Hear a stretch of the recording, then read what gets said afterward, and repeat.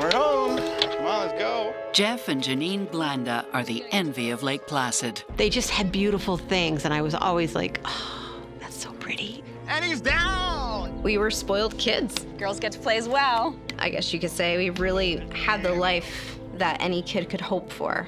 I think it's gonna rain. But when dark temptations take hold, What are you gonna do, Janine? You gonna leave? they threaten to tear this family apart. If I were to open a dictionary and look up mistress, I would see a portrait of Sherry. And soon, jealousy and greed spiral out of control. He knows exactly where you're going, who you're going to talk to. Love may be blind and marriage bliss, but divorce is murder.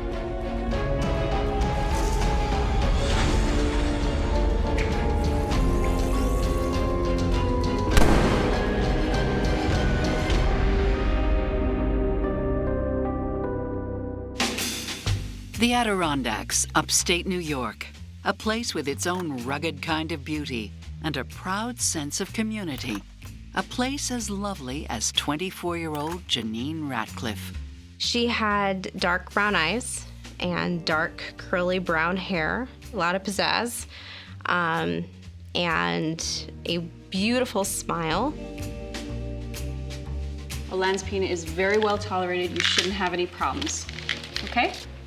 But Janine is more than just a pretty face. As a pharmacist, she enjoys helping those in her community. She was well known because everyone knew the family. They were reputable people, they were nice people. Having the bubbly personality that my mother had, she was very interested in the people that came in. Hi. It's here she falls for one of her favorite customers, Do you need reading glasses? Jeff Glenda. No, but I do need my asthma prescription filled because you take my breath away. That's really bad. Okay, I better up my game. How about dinner and a movie? I hear Porky's is really good. Oh, strike two. You know what? Take me to see The Thing, and we have a deal. I think I'm in love. He would see this smile and it drew him in, and he could get her laughing. He was attractive, dark and handsome. He wore nice suits. He definitely would have fit her bill. Okay, that was not for me. Wasn't for me either. The 31-year-old recently divorced court stenographer is quite the catch. I'm gonna have nightmares for a week. And Janine can't resist his charm. It could get lonely out there in the middle of the night. If you ever need some company, I'm available. I think what my mother saw in him was that he had this level of charisma, this level of confidence. As far as their romance, they did things together.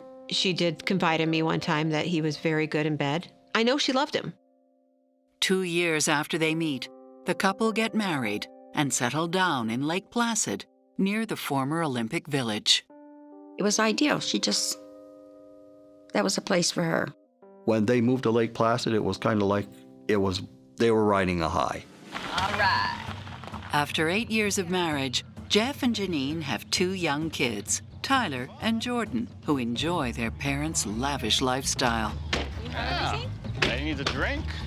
Come on, let's go. I think the first time I saw their house, I was like, oh my God, this is amazing. It was like, to me, it was huge. I was just like in awe of what they had. He drove a Mercedes, she drove an SUV. They just had beautiful things, and I was always like, oh, that's so pretty, Little jealousy. Okay, kid, fourth down. But their taste for the finer things in life doesn't take away from their main priority, spending time with family. We always pretended that, we were the New York Giants. And he's down. Those are the happy memories that we had. Girls get to play as well. There you go. Fourth down, sweetie. She was the ideal mom. She wanted to be involved in everything. She wanted to see us be successful. She always made sure to show her affection and her love for us. She wanted a nice home. She got that. She loved to travel. She liked to go on vacation. She wanted children. She thought this was going to be her lifelong dream. It's all part of the flamboyant Glenda lifestyle. As a court reporter, he was probably making somewhere right around $80,000 to $100,000 a year. But Jeff had very, very flashy, expensive tastes. My father loved to look good. When he would get dressed in the morning, he'd pick out his tie, he had his jewelry. He was very much about image. He wanted it known that he was somebody special, that people should notice him. There was always some kind of showboat mentality to it, but nevertheless, we had fun. We were spoiled kids, I guess you could say. We really had the life that any kid could hope for growing up. Jeff, extroverted and ambitious, is determined to make himself well-known Judge Hayes. and well-liked. Jeff Banda. He was somebody who got along with everyone. No, it's no trouble. I have my plow ready to go. He was a very well-liked individual. See you in 15 minutes. But just how far will Jeff go to be a people-pleaser? It's Judge Hayes. You want me to say no? Yeah. Say no. Come on, Janine. In Lake Placid, they get a lot of snow, and he would plow his friends' places Don't be mad. before he'd get his own family plowed out. I'll just work out my frustrations with the shovel. He would take care of other people before he'd take care of his own family. Career comes first, and the family last. He wasn't the dad that I think Janine had planned for him to be, that thought he would be. Sorry, kid. She thought he'd be more involved in the everyday aspects of their life. Work took priority over virtually everything. But Janine isn't the only one who harbors resentment. Jeff has his own gripes, too. There's lasagna in the freezer. You going out tonight? Again? I told you. He wanted to go somewhere that was okay with her. But if she wanted to go somewhere, that was a different story.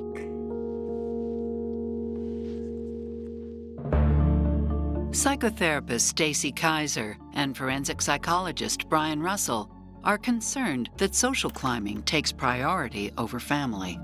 On the surface, a marriage like Jeff and Janine's looks quite wonderful and that they have it all.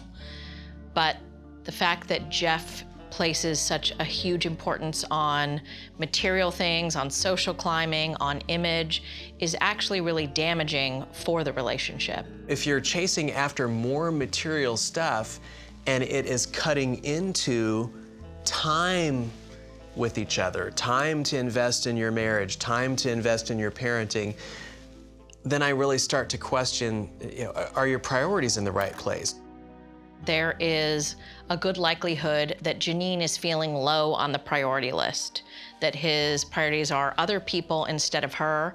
That could be bad for her self-esteem. It could make her be distant. It could make her create conflict in the relationship. As the Glanda household becomes more toxic, Jeff turns to an easy solution. My father would oftentimes have gin and tonic sitting in the car, drinking and driving. Working in the court system, he kind of felt like he was above the law, that he didn't have to follow the same rules that everybody else did. And it's only a matter of time before those rules shatter to pieces. There was telltale signs that there was something going on. I don't want to be alone. I'm not meant to be alone.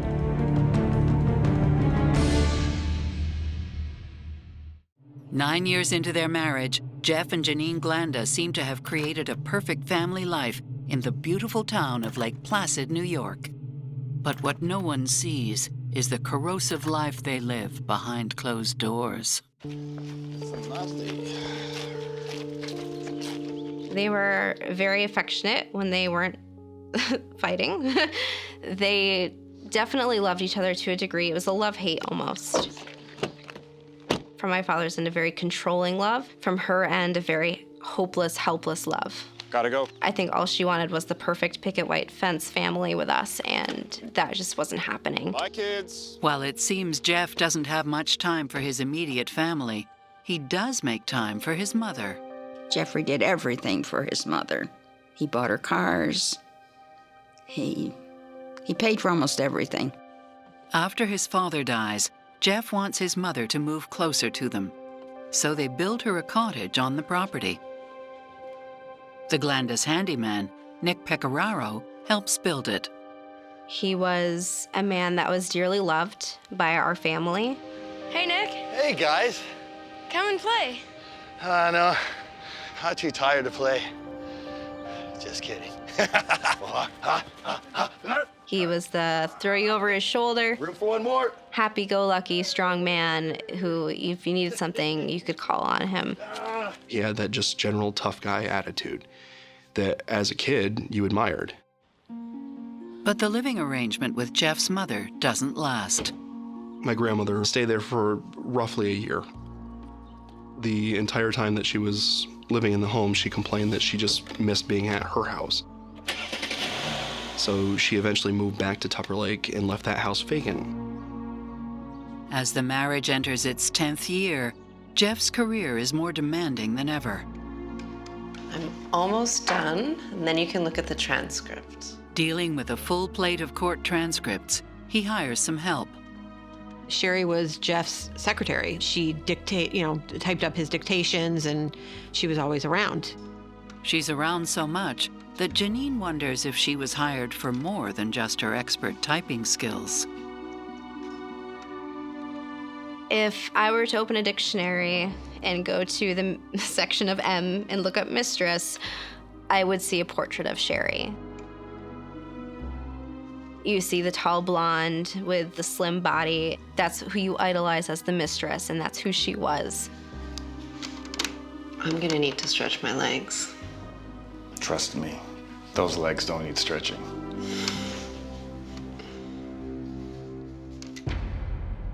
And soon, Janine's suspicions turn into heartbreaking reality.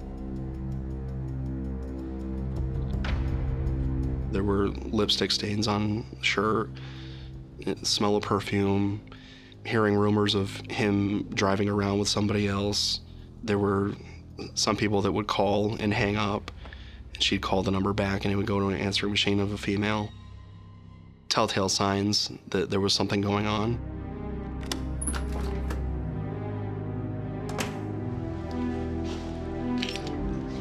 You're up late.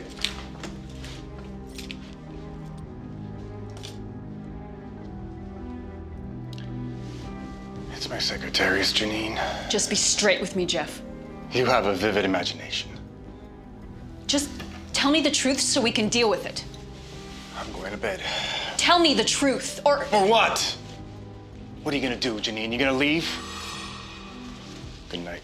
She would say to me, I don't think I could ever leave him. The only way I could ever leave him is if there was somebody else. I don't want to be alone. I'm not meant to be alone. When it came to marriage, my mother valued that very highly.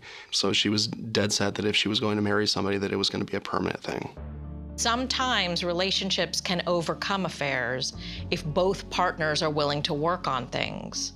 The problem in this marriage is that Jeff isn't willing to work on things. We've already learned that Jeff is controlling, he's uncompromising, he wants things his way. So unless he wakes up one morning and decides he's not gonna be with this other woman, then Janine is left with two choices: either put up with it or leave. I actually think at this point, Janine really has three choices. Get divorced and assume that they're not gonna be able to recover the marriage. The other is to really try hard to get Jeff to come back around, drop Sherry, try to rekindle their romance. And then there's a third possibility, which is choosing to stay married and sort of have an amicable coexistence. It's not a romantic coexistence, not a sexual coexistence, but it is a resignation to the fact that we're going to stay under the same roof so that our kids have both of us here. We're going to have some semblance of family life. A devastated Janine turns to friends for support, including an old teenage flame who's married too. My mom had a friend named Randy. Rough day? Rough week. It's so nice to see a friendly face. He was always very nice, very respectful, just a great guy. Oh, long time. Yeah, it's good to see you. You too.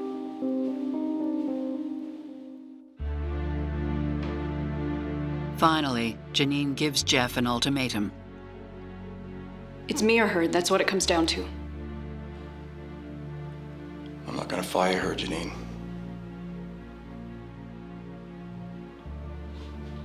Then there's nothing left to talk about. My father made no attempt to replace Sherry. He had no intention of trying to find somebody else to fill her position.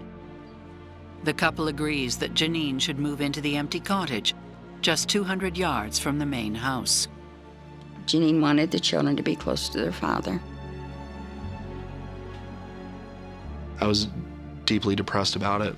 I didn't view it as a negative thing. I mean, no kid wants their parents to be apart, but when you see your parents fighting constantly and you know it's not something that's working, then it's almost better to see them in their separate elements.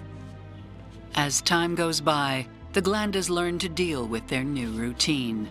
But the separation doesn't seem to benefit anyone. He lived large, and even though he had a substantial income, it wasn't that substantial. Even so, they hire Nick to help out with upgrading both houses. They put in a new bathroom, they put in new kitchen cabinets. They did a lot of fixing up. Jeff even refurbishes the basement apartment and finds the perfect tenant. Hey, kids. There's some raspberry lemonade in the fridge. We slowly saw Sherry move in.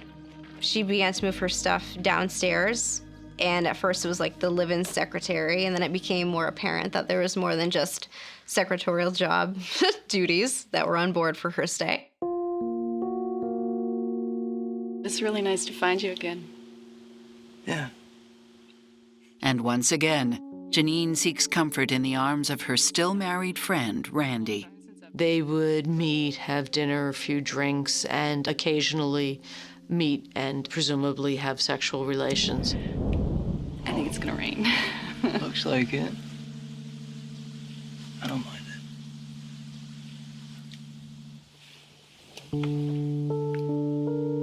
it. He gave her what she needed at the time. He made her feel beautiful again. He made her feel smart again.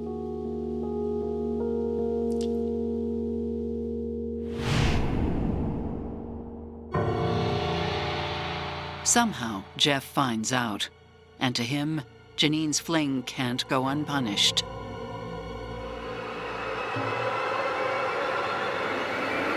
My mother had a Barbie doll collection, the holiday Barbies. And someone had deliberately gone in and they had cut through the boxes. And at that time, I know my father had a spare garage door opener, so he was the only other person that could have done that. She was upset. It was more than just a malicious gesture at that point. It just makes Janine more determined to go through with a divorce. Carrie, I don't think I should wait anymore. And perhaps a little paranoid. Yeah, I found a lawyer. I remember once her calling me and she was very upset because Jeff had just questioned her on something that she and I had just had a conversation about. I just want to know where I stand.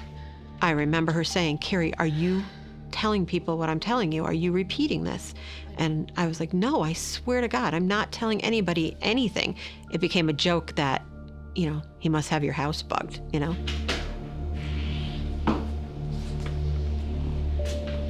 Not ever really thinking it was true.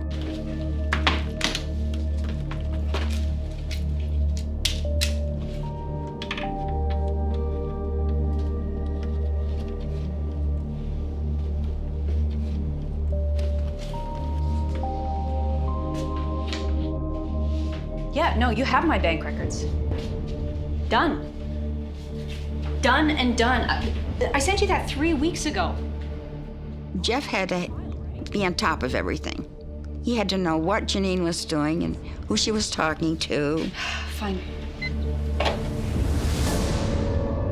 While she wants to get divorced, Jeff is in no rush. In fact, a divorce settlement might ruin him. He was in a very critical financial position. He was just teetering on bankruptcy.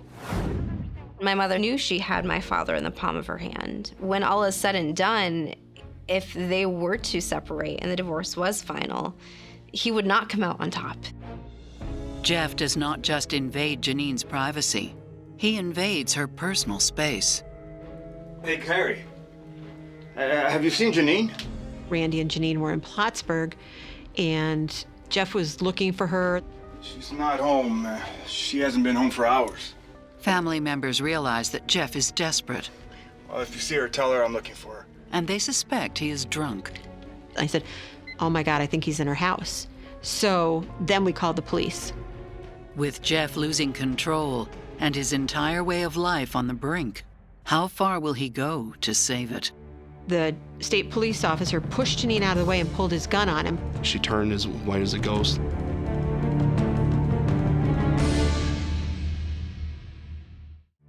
After Jeff Glanda refuses to end an affair with his secretary, his estranged wife, Janine, begins divorce proceedings and now finds an unwelcome guest in her new home.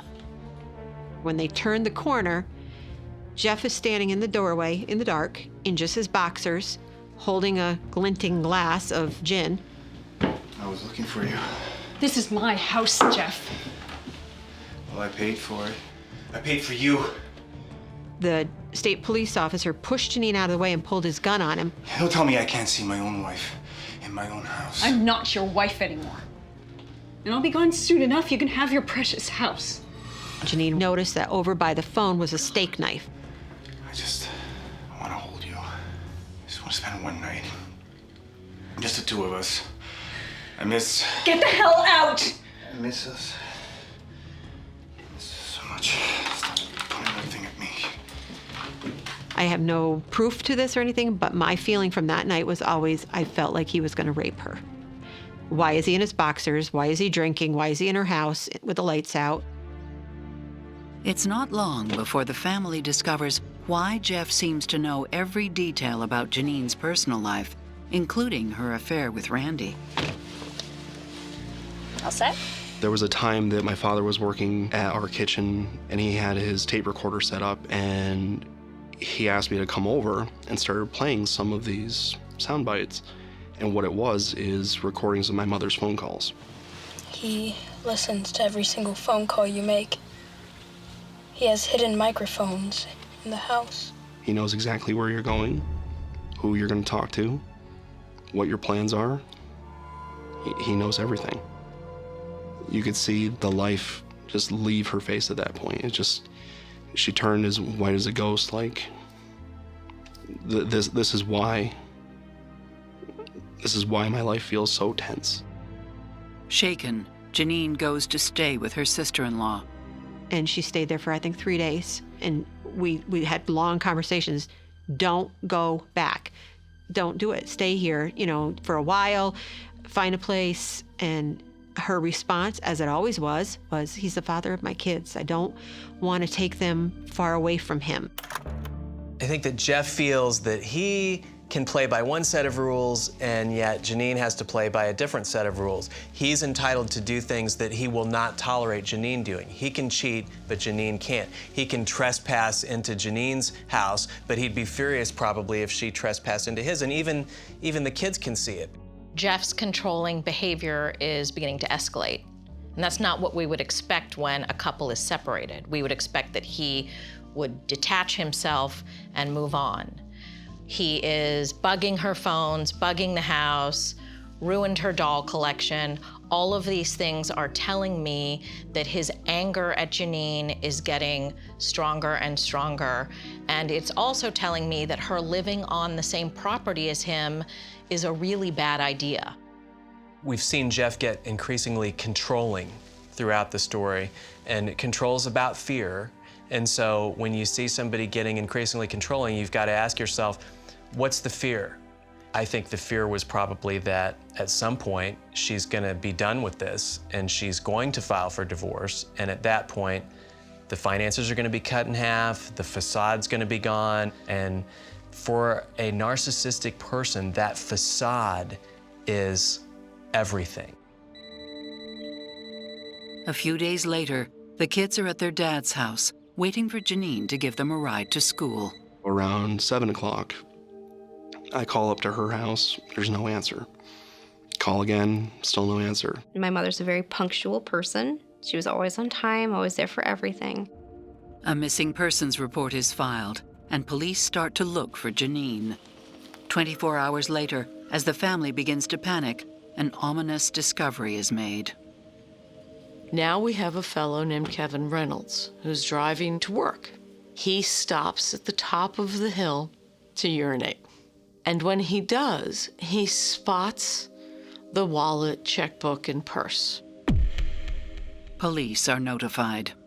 Investigator Hickey hears that these items have been found in a bizarre location. He sees tire tracks into the water, and he calls for the divers who go and immediately find the vehicle. My father had come home from the state trooper barracks, and he sat down in a chair between Jordan and I, and Sherry was at the end of the table. And he started crying, and he said, "Mommy's been in an accident, and she's in heaven now." And it was just such a surreal feeling of I didn't know what to do. All I remember from that night is my brother sobbing. And that's when it really hit me that this is life. This is what's changed. You know, Mom's gone.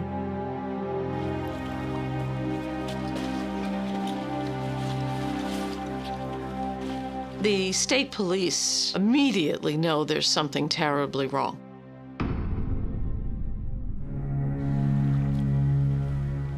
Janine is in the wrong position. She's not in the driver's seat strapped in. She's not properly dressed. She was in her nightgown, which was an indicator that something isn't right here. And the state of the car itself is a giveaway. Car was in neutral. That doesn't make sense either. So all of that is suspicious, and then her ID is laid out on top.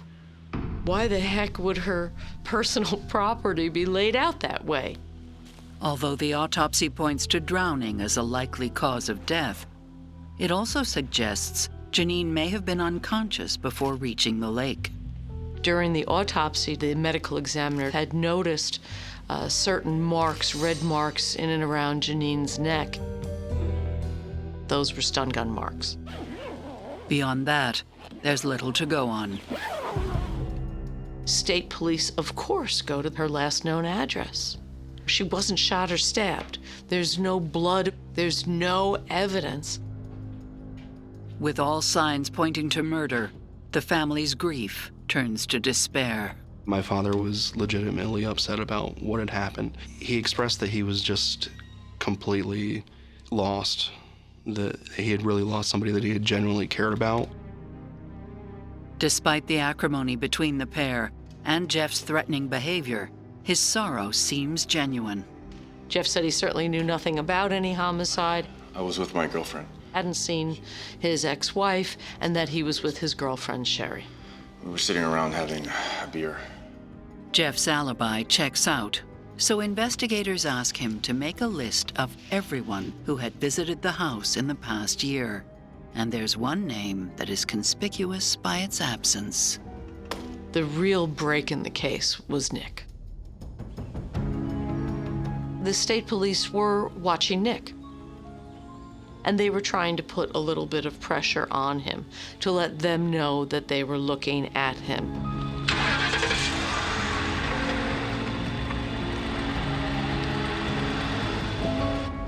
He was frightened, and that's when Nick bought a bus ticket and was trying to leave town, and the state police got that tip. A tip that will lead to an astonishing confession. Is he coming to talk to him, or is he coming to kill him?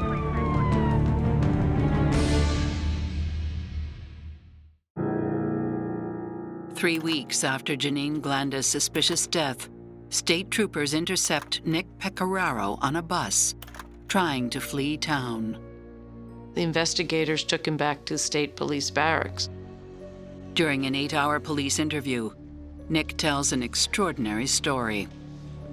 So it was in the springtime, and Jeff told me he wanted me to kill Janine. I didn't want to. I told him I'd think about it. Nick claims that Jeff offers an incentive. Jeff promised him a variety of things. He promised him a new pickup truck. He promised him firearms at one point. It always changed, and so now Nick is going along with it. According to Nick, the two start making plans. They're looking at culverts, they're looking at overpasses and bridges and trying to think of how they can get her and drive her off the road and then get away clean. And that plan doesn't make much sense. And then Jeff realizes, hey, wait a minute, freshwater drowning will get her to drive her car into the Cascades. Cascade Lake is fresh water. That means it's identifiable. He was the court reporter in a lawsuit involving a death by freshwater drowning. Freshwater drownings involve something called diatoms, which are these very small microscopic creatures that in freshwater drowning get into your bone marrow. Jeff was aware of that. That Monday, he called and said tonight was the night.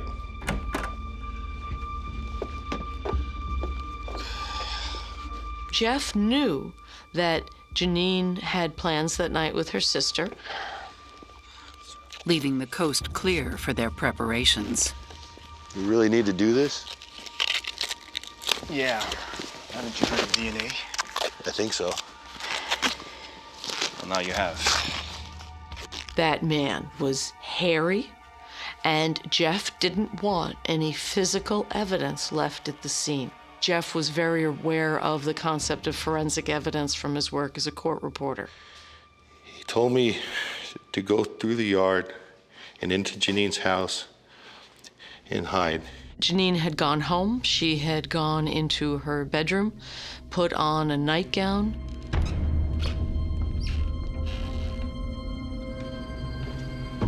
Hello? Is anybody there? Nick? And Nick attacked her in the living room. I'm sorry. She was toppled over, light as a feather. Stop! Stop! Stop! And then Jeff came in, and he had this box, black box.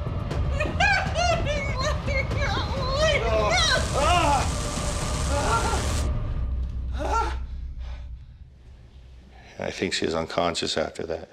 What happens next makes police think this case could have had a very different outcome. Get on top of her. I looked at him and he pulled his shirt, and I saw he had a gun tucked in his pants. And he told me again, get on top of her. No! Nick wasn't that type of guy. I wouldn't do something like that.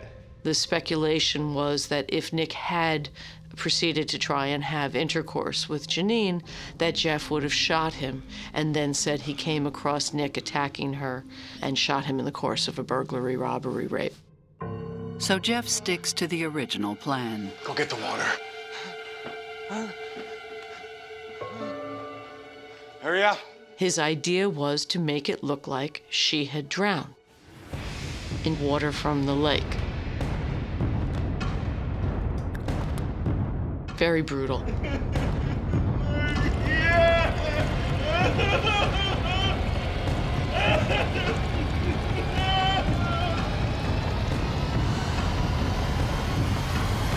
Then both of them attempted to dress Janine. They had pulled her jeans back onto her, but not gotten them above her hips.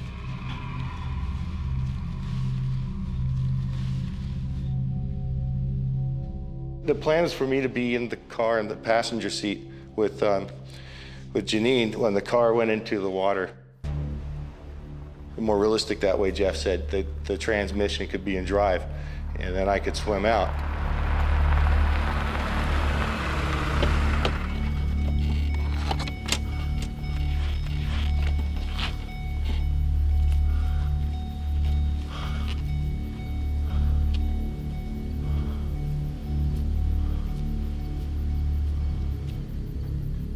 But when I drove out there and I got there, I just the cliff was too steep.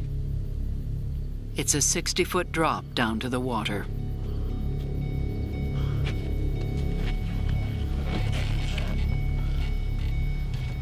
He then put it into neutral. I'm sorry. And pushed the car down with Janine in the passenger seat.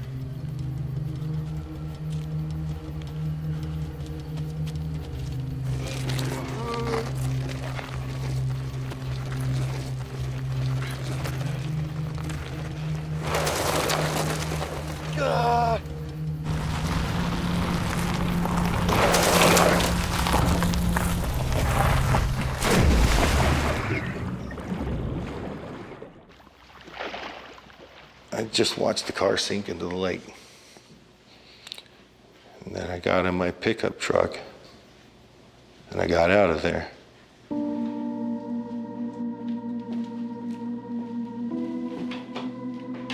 Meanwhile, Jeff is cleaning up the floor because there's water everywhere. Then he took her purse with her checkbook and wallet and laid them out on the bluff area, the bank.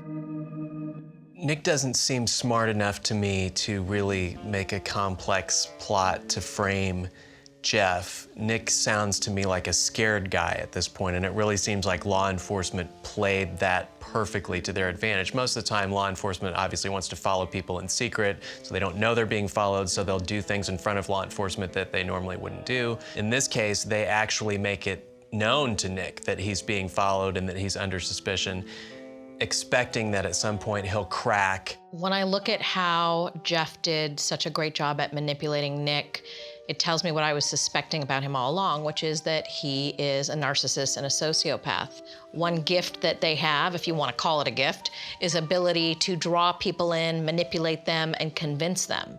And so Nick really didn't have a chance in my mind. He didn't seem to be highly sophisticated. He was going to get something out of this in his mind that he really needed, which was some money and a new car. And Jeff was able to manipulate him completely and fully. 1 month after the murder, with Jeff firmly in their sights, police set a trap. They took Nick and they brought him to a payphone. Jeff, is that you? We need to meet. I'm scared. I can't wait much longer. Jeff said he would come meet him. And then the question in the state police mind was, is he coming to talk to him or is he coming to kill him?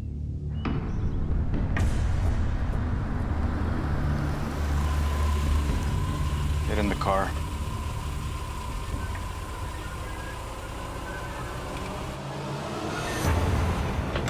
Damn it, Nick! You ratted us out!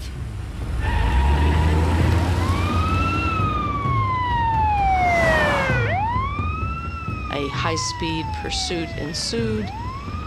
A sergeant heard what was going on and blocked Jeff's ability to access his own home. The police were concerned for Tyler and Jordan's safety. If he got back in that house, at the least he would use them as hostages.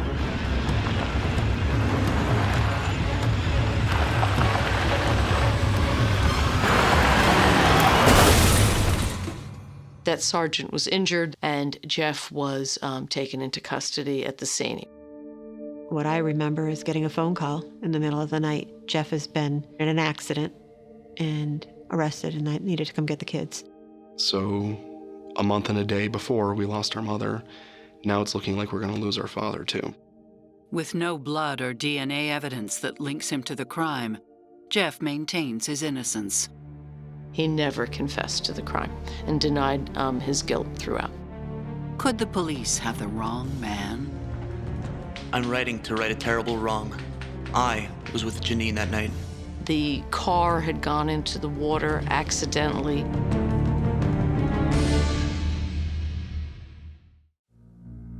Jeff Glanda is behind bars after Nick Pecoraro confesses to helping him kill his wife, Janine. Nick's story is convincing, until an anonymous letter is sent to a local TV news station. I'm writing to right a terrible wrong. Jeff Glanda had nothing to do with the murder of his wife.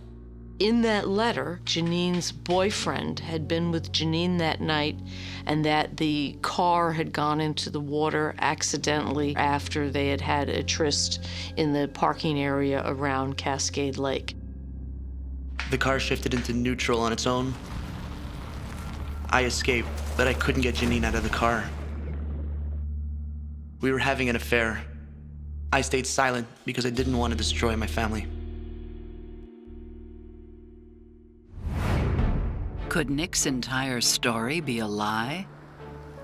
Has Jeff Glanda been framed? Get in the car. Jeff's own family clears up the mystery. He had a sister who lived out of state, and he contacted her from the jail, and he gave her instructions to go to a local store and pay cash, and then burn the receipt, and buy a typewriter. She was supposed to mail the letter to the district attorney's office and to the local TV station. She felt guilty, and she then contacted law enforcement and confessed to what she had done. Jeff's one of the most violent and dangerous human beings I've ever prosecuted, and he's also intelligent and manipulative. He's a very, very dangerous man. Nick's testimony reveals the full extent of Jeff's manipulation. So? I slept on it, just like you said, boss. And? Look, I'm not the right guy. You're the man for the job, Nick. It's safe, it's easy, it's quick. You know, at the courthouse, I get to meet a lot of judges, a lot of cops. Yeah, I know. Those judges, they can make my life really easy. But they can also make things really hard for you. I know about your priors, Nick. Nick had a very, very minor brush or two with the law. And basically what he did was he recruited Nick by saying he was going to throw him in jail. Nick is so unsophisticated, poorly educated, and not terribly intelligent that this was terrifying. In fact, Nick wasn't Jeff's first choice of accomplice. Donnie was a very interesting guy. Donnie had come forward to the police and explained to them that prior to the murder, Jeff had approached him and said, I want to make it look like a burglary robbery. I want you to break into her place, steal whatever you want, tear up the place, and kill her. Donnie said that he had basically told Jeff, go kill your own wife. I'm not going to help you. Get out. As more witnesses come forward, police expose a sordid history of sexual violence. When he was in his early 20s and beyond, he had been involved in sexual assaults during alcohol-fueled parties. Police discover that Jeff had motive as well as opportunity. A few weeks before the homicide, Jeff obtained $50,000 worth of life insurance with double indemnity for a single car accident, which would have brought it up to $100,000. It's a lot of money. It would have helped him tremendously with his financial distress. I believe Jeff killed Janine because of greed. He did not want any of his money going to her. He didn't want his retirement, nothing, to go to her. It also explains why Janine's ID documents were lying by the side of the road. He needs that life insurance money. He needs her dead, and he needs her found. Police find evidence that confirms Nick's story. His clothing was recovered, the stun gun, the marks on her neck. Jeff Glanda is convicted of first-degree murder and sentenced to life without the possibility of parole. After pleading guilty to second-degree murder, Nick Pecoraro is sentenced to 20 years to life. Nick's demeanor was really sweet and remorseful. He felt terrible about Janine's death. However, he did participate, and he participated willingly, which is why he was in fact guilty. While I don't think that Nick is a highly sophisticated or intelligent person, He does appear to know the difference between right and wrong. And so to that end, I hold him completely responsible for his behavior. He knew what he was doing.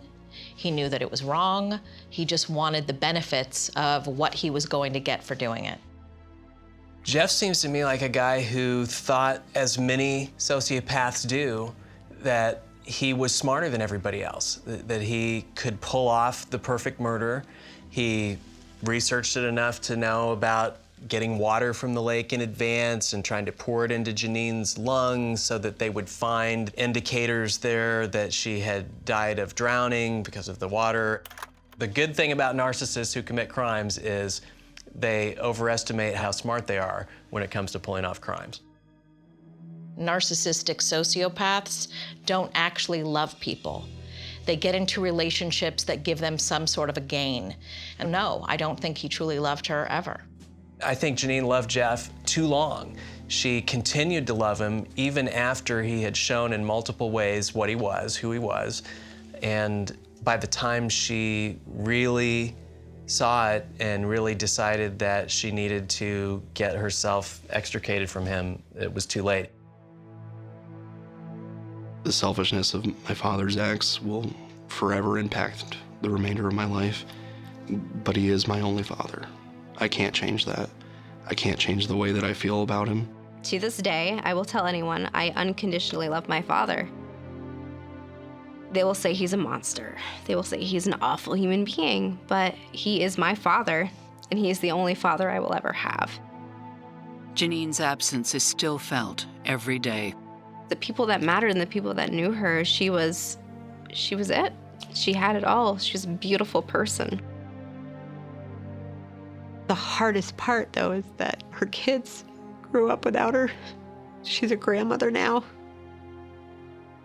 I can't imagine. You know, I hate that all that was taken away from her.